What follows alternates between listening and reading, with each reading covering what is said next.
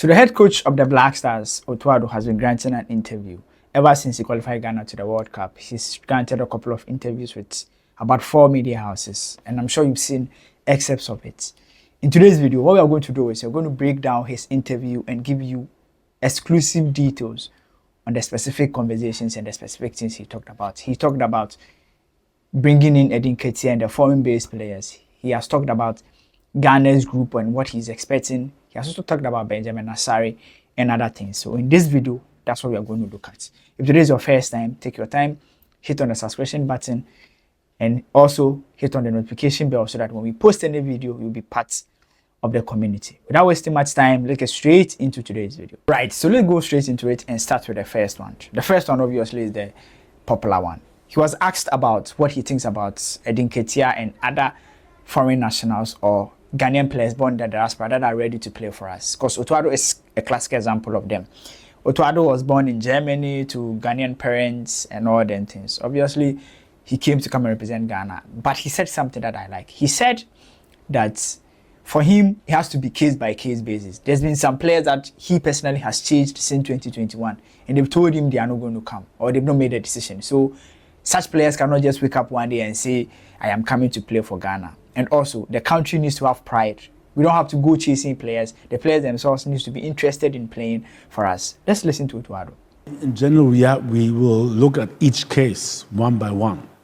And without naming or giving names, there are players which we have been chasing since I was a coach in 2021 who didn't reply to our call or didn't want to come. And it's very, very difficult, to say in general, this is what we do. So we have to see each case by case. And it's a different thing. If we haven't approached you and now you want to come, then we have been approaching you all the way and you said no, but now that as we are at the World Cup, you want to come. And I think Ghana should always have a certain pride also as a country. I think also that we need to go on each player and to check the commitment, which is very, very crucial because we have a very good unity and I definitely don't want to destroy this with bringing players in who don't have the commitment. So commitment has to be first, and then from there we will see if anyone shows in the next 6, 7, 8 months from his performance, but also from commitments that he wants to play for Ghana, then we are always open. Perfect. I think it makes sense because someone like Derek Atakon, for instance, he has been willing to play for us. He has not played for Ghana because he's had a nationality switch problem. FIFA hasn't confirmed him and things. He has been available and he has made himself available to play for Ghana before. So he is different.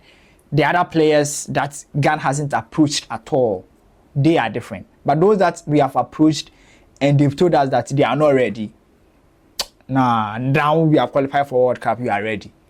That one there's some way. And I think he was spot on that. Let's go to the next one, the famous Benjamin Asare conversation. So, ever since Benjamin Asare has been imposed, he has been very consistent. Ghana was having in and out goalkeepers. He came in and the past 4 games, he has been our most consistent goalkeeper.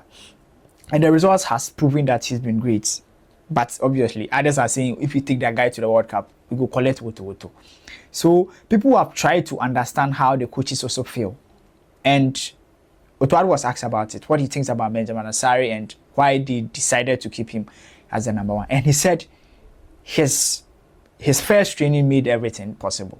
How he applied himself, how he managed to organize his boys, how he wanted his side to win and how ready he was. He said it was very close, but at the end they settled on Benjamin Asare. Let's listen to Otto Addo. He trained well. We had an extremely good week. We just had 3 days and he was so good that I said, okay, for me, this is enough to give him a chance. And these kind of decisions are always on the edge because there are other goalkeepers who are also doing well. And who also did well in the club side, and then sometimes it's just little margins, and we give him a chance, and I think he proved that he's the number 1, and he proved it, and I'm very, very happy for him. Right, so for those of you that think Asare is imposed because he's a local player, I think they have a lot of respect for him, because I've also chanced on an interview where the technical advisor, Rupert Schaefer, kind of set similar pattern where they just had confidence in him and believed that he's the number one, because Ghana has struggled with goalkeeping and things. You see, when it comes to making such decisions, the Black Stars technical team, they won't just get up in the morning and say they are putting anybody in post because they feel like, no, this is football. You can't use your emotions to make decisions. So for me, I think Asare is in post because they think he's the best goalkeeper. And sometimes there are small things, and Otto Addo mentioned this in the video. Tiny things like how he communicates, his confidence level. Those things, Benjamin Asare has it. I am a fan of Atizigi. He's a great, solid guy, nice personality. But sometimes I feel like he has not really commanded the post. And that one, you can't blame anybody for it. Show me. Let's go to the next one. So Otto Addo was asked about the kind of group he's expecting Ghana to be in it. Because obviously we won't know specifically the teams are going to be in group with, because the draw is going to happen in December.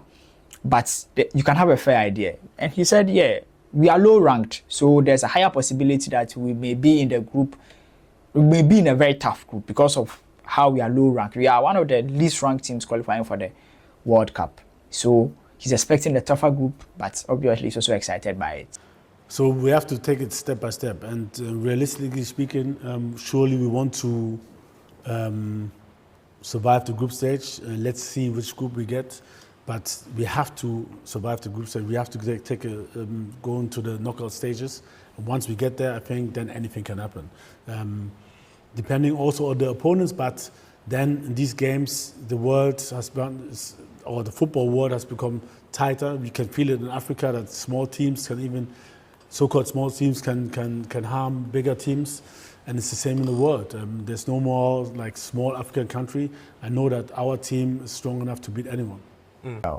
Maybe you go figure like Brazil, Spain, Norway. It's going to be a tough group, but I think in at Qatar 2022, we're also in a tougher group.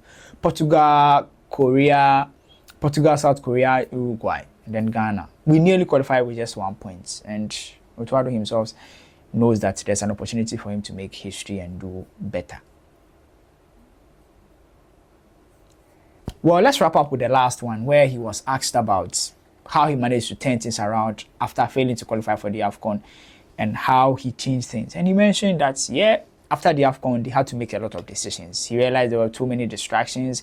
He has to visit the players, talk to them, then kind of things like go to them, and one of them was the captaincy issue. Like there's a senior players, they took party away, Kudu's captain. The AFCON qualifiers was all over the place, and I like how he admitted and worked on it. Deep on what we have to improve on, so on the pitch but also off the pitch. And off the pitch, I think it was clear there was too much noise around the team, too much talking, too much media talking points. So this really distracted the team from focusing on the game. And then also internally, we had to focus on our unity. You know, we had a lot of talks. I had a lot of talks with a lot of players. I flew around a lot, and I think once we managed this whole, discussion points about who is wearing what jersey or who is the captain or whatsoever. Me personally, I don't really care about that. I think, but it helped a lot at the end for us to unify, to focus on the football, and for that we didn't change too much in the way we played.